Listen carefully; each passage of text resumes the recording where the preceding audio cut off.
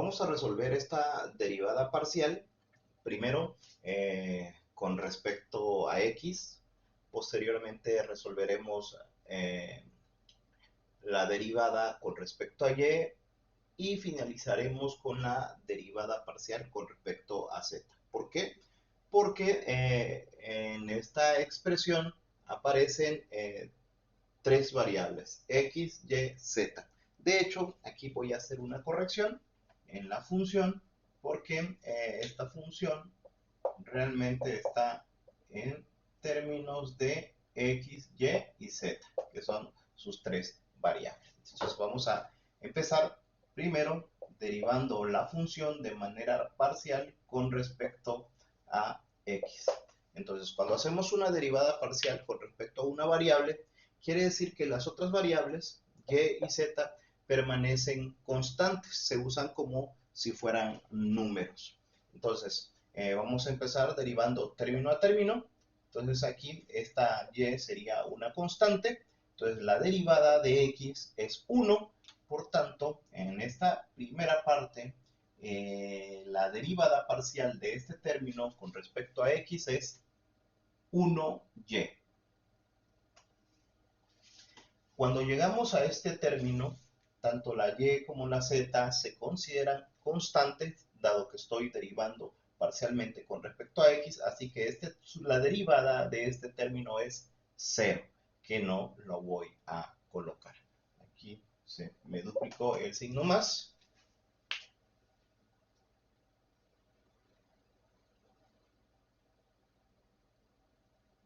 Sí, efectivamente está duplicado el signo más, perdón por el retraso, sí, dupliqué al escribir el signo más. Bueno, nos vamos con el último término. Observamos que hay una z que es constante. Mi derivada sería nada más de la letra de la variable x y la derivada nos quedaría simplemente z. Esta es la derivada parcial de esta función con respecto a x, es decir, simplemente y más z. Ahora vamos a derivar parcialmente la función, pero con respecto a y. Observemos qué ocurre.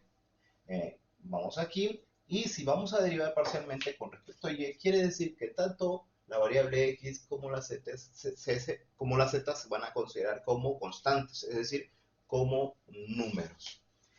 Llegamos aquí, entonces vamos a derivar con respecto a y. La derivada de esta y sería 1 y 1x, donde x es una constante. Llegamos a esta parte que está aquí, al segundo término, y la derivada de este término con respecto a y es 1z.